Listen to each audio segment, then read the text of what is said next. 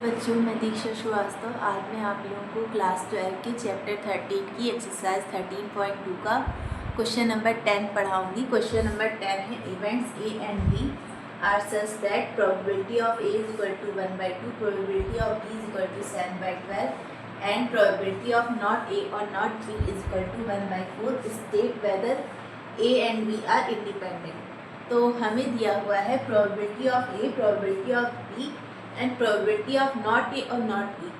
तो probability of not A और not B का मतलब क्या हुआ? प्रोबेबिलिटी ऑफ नॉट ए का मतलब क्या हुआ? ए डैश यानी ए का कॉम्प्लीमेंट, और का मतलब क्या हुआ?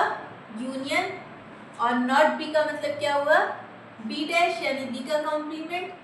ठीक है, ये हमें दिया हुआ है 1/4 और हमें दिखाना है कि ए एंड बी इंडिपेंडेंट है या नहीं है, ये हमें चेक करना है। ठीक है, तो ए एंड बी इंडिपेंडेंट है या नहीं, ये कैसे चेक करेंगे? ये चेक करेंगे probability of A intersection B को किसके इक्वल दिखा के? Probability of A into probability of B के इक्वल दिखा के। ठीक है, ये दिखा के हम चेक करेंगे।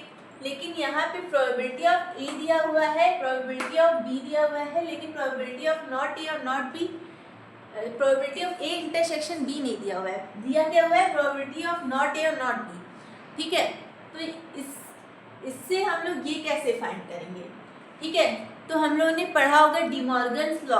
ठीक है, तो डिमॉर्गन्स लॉ के अकॉर्डिंग क्या होता है? ए यूनियन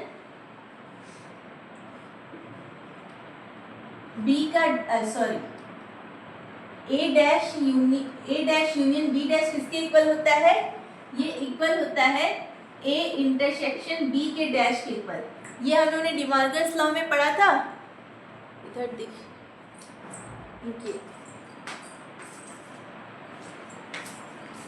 यहाँ पे लिख देते ए डैश यूनियन बी डैश किसके इक्वल होता है? ए इंटरसेक्शन बी डैश के इक्वल।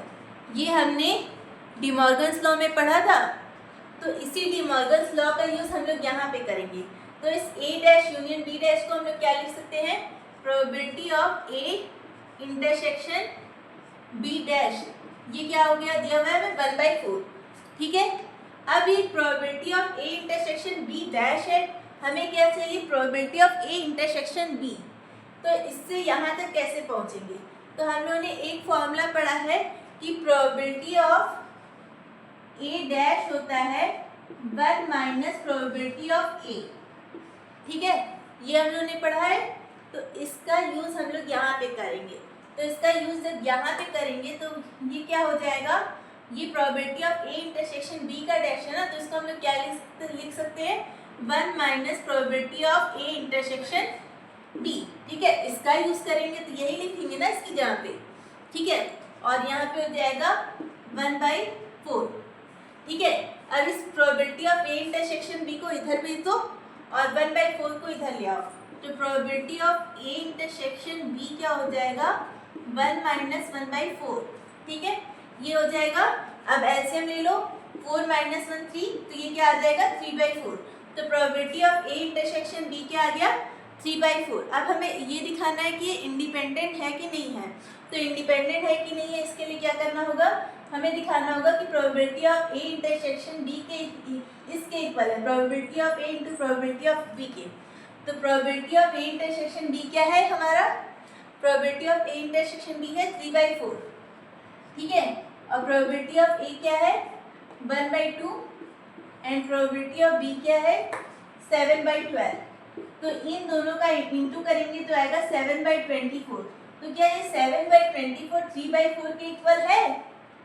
हाँ, नहीं इक्वल है, ये नॉट इक्वल है। तो ये क्या हो जाएगा? Not independent. तो ये कैसे है?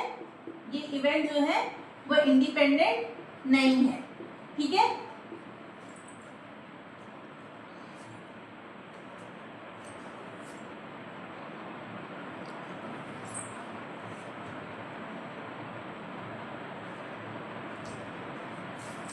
तो अगर आप लोगों को मेरा वीडियो पसंद आता है तो प्लीज़ लाइक, शेयर और सब्सक्राइब करें। अगर आप लोग मेरे चैनल पर नए हैं तो ज़रूर से ज़रूर सब्सक्राइब करें और कमेंट करें। Thank you.